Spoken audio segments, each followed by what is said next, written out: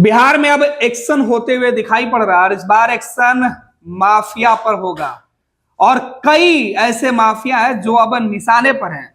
आखिर ये बातें हम क्यों कह रहे हैं, समझेंगे। हमारे वरिष्ठ सहयोगी विवेकानंद जी हमारे साथ है, क्योंकि बिहार के सियासत में और बिहार के एडमिनिस्ट्रेशन में यानी कि प्रशासनिक महकमे में अब चर्चा तेज हो गया है।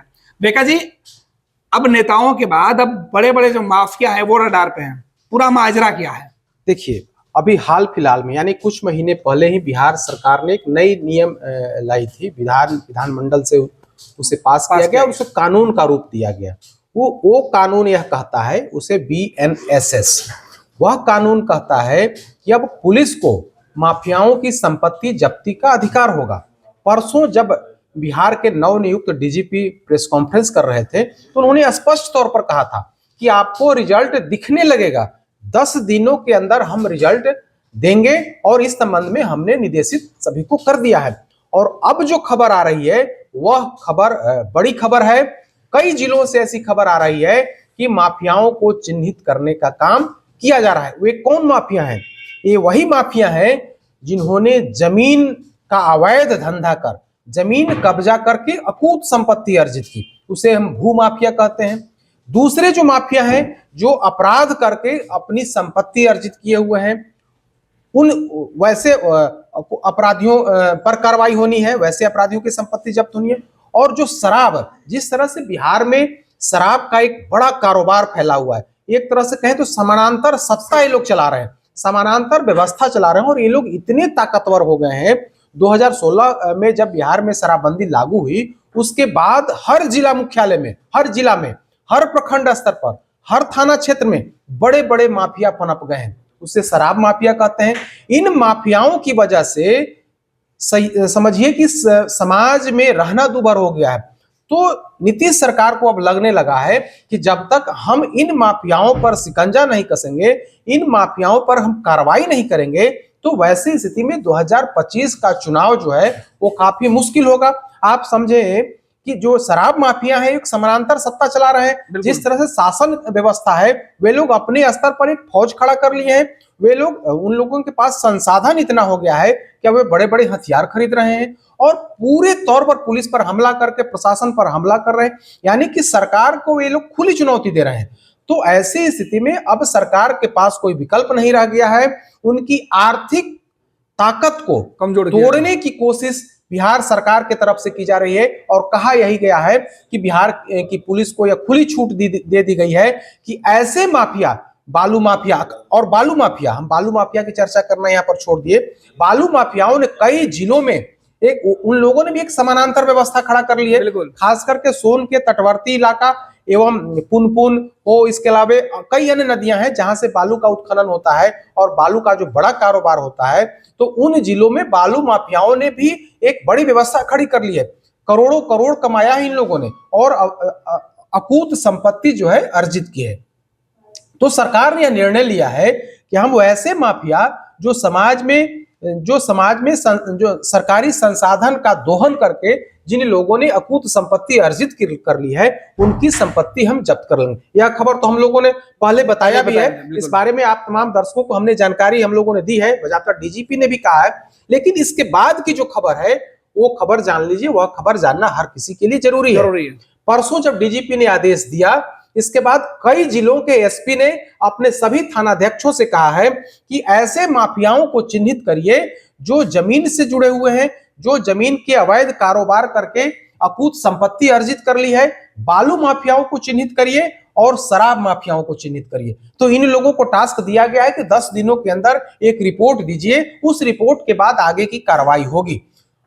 इसके बाद की खबर हम बता रहे हैं, कई जिलों में ऐसी खबरें आई है, कुछ लोगों को चिन्हित किया गया है। जैसे हम मुजफ्फरपुर की बात कर लें, हम शुरुआत मुजफ्फरपुर से करते हैं। मुजफ्फरपुर एक बड़ा माफिया का अड्डा हो गया, खास करके शराब माफियाओं का और जमीन माफियाओं का बड़ा अड्डा हो गया है। और बड़े बड़े लोग वहां पर हुए, यानी कि अवैध कमाई करके उन लोगों ने साम्राज्य खड़ा कर लिया है। और खास करके पहले भी जब बिहार में शराब चालू था, तब भी बड़े बड़े अवैध शराब के जो माफिया थे वहां पर सक्रिय थे। तो खबर यही है कि मुजफ्फरपुर में 2-3 जगहों से बड़े माफियाओं को चिन्हित किया गया है, जिसमें मुजफ्फरपुर शहर है और मोतीपुर का जो इलाका है, मुजफ्फरपुर का जो मोतीपुर का इलाका है, मोतीपुर का जो थाना क्षेत्र है, वहां पर कई बड़े माफिया हैं, शराब माफिया हैं, जिन पर पुलिस और उत्पाद विभाग में पहले से कई मामले हैं और उन लोगों के खिलाफ पहले कार्रवाई भी हुई थी और उन लोगों ने अकूत संपत्ति अर्जित की है शराब की सप्लाई करके, अवैध शराब का कारोबार करके। तो उन लोगों को चिन्हित करने की कोशिश की जा रही है। खबर यही है, जो विश्वस्त सूत्र हमें बता रहे हैं कि मोतीपुर के 2-3 बड़े माफियाओं को चिन्हित किया गया है और उनकी पूरी कुंडली खंगाली जा रही है और उन लोगों का प्रस्ताव जिला से लेकर के राज्य मुख्यालय तक आएगा। उसके अलावा मुजफ्फरपुर की बात कर, मुजफ्फरपुर शहरी क्षेत्र की बात कर ले तो वहां भी कई ऐसे माफिया हैं, कुछ तो वहां खद्दरधारी भी है जो अवैध काम करते हैं, जो अवैध शराब का कारोबार करते हैं, लेकिन वे नेतागिरी करते हैं। तो कुछ वैसे लोग भी हैं जो उनको चिन्हित किया जा रहा है। उसके आप मुजफ्फरपुर के बाद उधर चंपारण साइड में आ जाइए तो पूर्वी चंपारण में भी वहां के एसपी ने परसों ही बाकायदा रिपोर्ट सभी जो थानाध्यक्ष हैं उनको कहा था कि अब जल्द से जल्द बालू माफिया, शराब माफिया, भूमि माफिया और जो अपराध कर करके जिन लोगों ने संपत्ति अर्जित की है उन लोगों की सूची हमें दीजिए, तत्काल हमें उस पर कार्रवाई करनी है और जो नया अधिनियम आया है BNSS उसके तहत हमें उनकी संपत्ति जब्त करनी है। तो वहां से भी खबर है कि कई जो थाना क्षेत्र है जहां पर वहां भी बड़े बड़े शराब माफिया पैदा हो गए हैं। खास करके जो मुजफ्फरपुर का जो सटा हुआ सीमा है, मेहसी चकिया का जो इलाका है, उस इलाके में कई बड़े माफिया सक्रिय हैं जो शराब माफिया हैं, तो उनको भी चिन्हित करने का काम किया जा रहा है। अब उस पश्चिम चंपारण की तरफ आ जाइए तो पश्चिम चंपारण बेतिया के अगल बगल का जो 2-3 थाना क्षेत्र है, वहां भी जो खबर आई है कि उन शराब माफियाओं को भी चिन्हित करने की कार्रवाई शुरू हो गई है। खास करके मंझौलिया का इलाका है या फिर जो और नेपाल के जो तटवर्ती इलाके हैं, उन इलाकों में जो सक्रिय माफिया है उन लोगों को चिन्हित करने की कार्रवाई की जा रही है। उसके अलावा कई अन्य जिले हैं, जैसे आप आ जाइए भोजपुर में भी कई बड़े बालू माफिया हैं, बालू और दारू दोनों का वहां पर गठजोड़ है। तो वहां पर दोनों माफिया सक्रिय हैं। हालांकि जमीन माफिया दूसरे जिले में भी है, मुजफ्फरपुर, मोतिहारी, बेतिया, कई अन्य जिलों में बालू लेकिन खास करके जो बालू का जो माफियागिरी होता है, सिंडिकेट, वो है आपको भोजपुर क्या इलाका है, पटना ग्रामीण का इलाका है, पटना जहानाबाद गया का इलाका है। तो इन जगहों पर जो बालू माफिया सक्रिय हैं उनकी कुंडली खंगाला जा रहा है और थानाध्यक्ष को यह जिम्मा दिया गया है कि वो आपको कार्रवाई करनी है। बक्सर की बात कर लीजिए, बक्सर में भी कई बड़े माफिया हैं। खास करके जो उत्तर प्रदेश से शराब की जो सप्लाई जिस तरह से हो रही है उसमें अधिकारी भी मिले हुए हैं, उत्पाद विभाग के अधिकारी मिले हुए हैं, स्थानीय पुलिस भी मिली हुई है और माफिया मिले हुए हैं। तो उन माफियाओं को चिन्हित करने का काम किया जा रहा है। हालांकि यह काम इतना आसान नहीं है।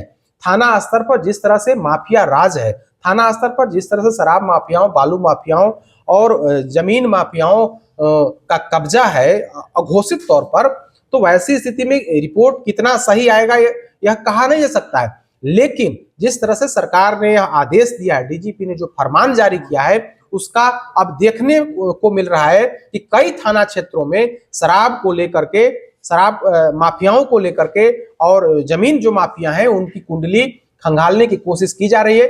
कई जगहों से हमें यह जानकारी आई है। हालांकि हम किसी व्यक्ति का, किसी माफिया का हम नाम सार्वजनिक नहीं करेंगे, लेकिन आपको इतना बता रहे हैं कि बहुत जल्द कई जिलों से रिपोर्ट आई है हमारे पास कि फलाना माफिया इस थाना क्षेत्र में सक्रिय है, उनकी कुंडली खंगाली जा रही है। लेकिन हम किसी एक व्यक्ति का लिस्ट अनुमान 1400 से ज्यादा लोगों की है। हाँ बिल्कुल 1400 से ज्यादा माफिया हैं जो माफियागिरी करके अकूत संपत्ति इन लोगों ने अर्जित की है। और अब तो ये लोग नेतागिरी यानी कि खादी पहन करके बाजाप्ता जनप्रतिनिधि भी कुछ लोग बन गए हैं और जनप्रतिनिधि की आड़ में ये लोग माफियागिरी कर रहे हैं। तो ऐसे लोग जो 1400 तो कम ही है, इससे ज्यादा का भी संख्या बढ़ सकती है। तो शुरुआती दौर में पुलिस को यह पता चला है, पुलिस मुख्यालय को यह पता चला है कि इनकी संख्या इतनी या इससे भी अधिक हो सकती है। लेकिन तत्कालिक तौर पर शुरुआती दौर में डीजीपी ने यह आदेश दिया है कि सभी थानाध्यक्ष 10 दिनों के अंदर एक मोटा मोटी आप जानकारी इकट्ठा कर लीजिए और एसपी के माध्यम से पुलिस मुख्यालय तक वो रिपोर्ट आएगी और इसके बाद सरकार के स्तर से क्या कुछ करना है उस पर एक समीक्षा होगी और समीक्षा के बाद उनकी संपत्ति जब्ती की कार्रवाई शुरू की जाएगी, क्योंकि बिहार पुलिस को अब यह अधिकार मिल गया है कि इन माफियाओं की संपत्ति जब्त की जाए। हालांकि पहले आप देखेंगे तो 2024 में कई बालू माफियाओं की संपत्ति जब्त हुई है, लेकिन बिहार की पुलिस ने नहीं की है, बल्कि जो प्रवर्तन निदेशालय ने पटना, गया और भोजपुर के कई बालू माफियाओं के सिंडिकेट पर प्रहार किया है और कई बालू माफियाओं को जेल के सलाखों के पीछे भेजा, जिसमें जेडीयू के एक विधान पार्षद, उनके बेटे, बीजेपी के एक विधान पार्षद के पिता पर मुकदमा हुआ, उन पर कार्रवाई हुई। राजद के कई अन्य माफिया जो गया से जुड़े हुए थे, पुंज सिंह या कई अन्य जो माफिया है, राजद के जो कोडरमा के जो उम्मीदवार थे, बिल्कुल सुभाष यादव, जो बड़े बालू माफिया के तौर पर उनकी पहचान है। तो हमको लगता है कि 1 दर्जन से अधिक बालू माफियाओं के खिलाफ कार्रवाई की गई है, उनको जेल भी भेजा गया है और करोड़ों की संपत्ति को अटैच किया गया है। लेकिन वो बिहार की पुलिस ने नहीं, बिहार की पुलिस ने रिपोर्ट किया प्रवर्तन निदेशालय को और प्रवर्तन निदेशालय ने उसमें मामले में जांच करके और आगे की कार्रवाई जो है संपत्ति अटैच करने की कार्रवाई प्रवर्तन निदेशालय की तरफ से की। लेकिन बिहार की पुलिस जो है अब इस मामले में सक्रिय हो गई है और एक बालू माफिया हो या शराब माफिया हो, उनकी कुंडली खंगाली जा रही है। कुछ नाम जो है अभी सामने आ गए हैं, उसमें कुछ खद्दरदारी भी है जो नेतागिरी करके अवैध कमाई करते हैं और अवैध कमाई से अपनी संपत्ति को अर्जित किए हैं। तो उन लोगों पर भी पुलिस की नजर है और हमें लगता है कि जनवरी महीने में कुछ न कुछ कार्रवाई बिहार में ऐसे बालू माफिया या शराब माफिया हो या जमीन माफिया हो, इनके खिलाफ की जाएगी। तो नए साल में बिहार पुलिस बड़े अस्त्र की तरह इस नए कानून का इस्तेमाल करते हुए ऐसे लोगों की कमर तोड़ेगी जो बड़े बड़े कोठी में रहते हैं, बड़े बड़े गाड़ियों में घूमते हैं, लग्जरियस गाड़ियों में, और महंगे फोन के शौकीन होते हैं। देखिए, अब पुलिस के पास या सरकार के पास कोई विकल्प नहीं है। हमने पहले ही बताया कि इन लोगों ने एक बजाबता साम्राज्य खड़ा कर लिया, अलग सरकार ये लोग चला रहे हैं। आप हर किसी भी थाना क्षेत्र में जाएंगे तो उस थाना क्षेत्र में 1-2 माफिया जो है मिल जाएंगे, वो बड़े स्तर पर, उन लोगों का बड़े स्तर पर कारोबार है। पूरे प्रखंड या थाना क्षेत्र में उन लोगों की शराब की सप्लाई होती है। और कुछ ऐसे लोग हैं जो जमीन की माफियागिरी करते हैं, जो अवैध तरीके से जमीन को कब्जा करते हैं और कब्जा करके उसे महंगे दाम पर बेचते हैं और उससे अकूत संपत्ति अर्जित करते हैं। तो हर थाना क्षेत्र तो नहीं कहेंगे, लेकिन बहुत तेरे ऐसे थाना क्षेत्र हैं जहां पर शराब माफियाओं का साम्राज्य कायम हो गया है, अकूत संपत्ति इन लोगों ने अर्जित कर ली है। और निश्चित तौर पर जिस तरह से मुख्यमंत्री नीतीश कुमार ने बिहार में शराबबंदी लागू की और उनको लगा कि हम जो है सो बिहार को राम राज्य की तरफ ले जाएंगे, शराब मुक्त बिहार बनाएंगे, लेकिन वो स्थिति नहीं आई। हर थाना क्षेत्र में या प्रखंड क्षेत्र में बड़े बड़े माफिया पैदा हो गए हैं और उन माफियाओं ने पुलिस की नींद जो है हराम कर दी है। बिल्कुल, बहुत बहुत धन्यवाद विवेका जी। तो बड़ी कोठी वाले लोग अगर अपने इलाके में अब से पहले थोड़ा सा ज्यादा अकड़ दिखाते थे तो ये उनके लिए सावधान करने वाली खबर है, क्योंकि पुलिस के पास नया कानून और नई पावर है जिसके तहत आपकी कोठी भी छीनेगी और आपकी महंगी और बड़ी बड़ी गाड़ियां भी। फिलहाल जो अपडेट हमारे पास है, जो हमारे वरिष्ठ सहयोगी विवेकानंद जी बता रहे थे, नाम कई सामने आ चुके हैं। हम खुलासा नहीं करेंगे, बस इंतजार कीजिए पुलिसिया कार्रवाई की। देखना है कि इस नए कानून के बाद क्या सच में जो पुलिस दावे कर रही है वो जमीन पर दिखाई पड़ेगा। पैनोरमा ग्रुप, जो सोचता है वो करता है। ये लो, मुंह मीठा करो। आज मैंने अपना जॉब छोड़ दिया, अब हम पूर्णिया वापस जाएंगे। जॉब छोड़ दिया है? मतलब ये घर कैसे चलेगा? हम करेंगे क्या? और माँ बाबूजी क्या बोलेंगे? इसलिए मैं एक और मिठाई का डब्बा लाया। अपने बिजनेस के लिए लोन अप्रूव हो गया। अरे लोन अप्रूव हो गया वो तो ठीक है, लेकिन पूर्णिया में हम रहेंगे कहाँ? अपना घर भी तो नहीं है वहां। इसलिए तो एक और मिठाई का डब्बा अलग से लाया हूं। हमने पूर्णिया में घर ले लिया है, पूर्णिया के ई होम्स पैनोरमा में। पूर्णिया में पैनोरमा ग्रुप लेकर आए हैं ई होम्स पैनोरमा। बड़ा घर, आलीशान जिंदगी और अत्याधुनिक सुविधाओं के संग। अरे अब क्यों मुंह मीठा करवा रही हो? क्योंकि हम घर वापसी जो कर रहे हैं।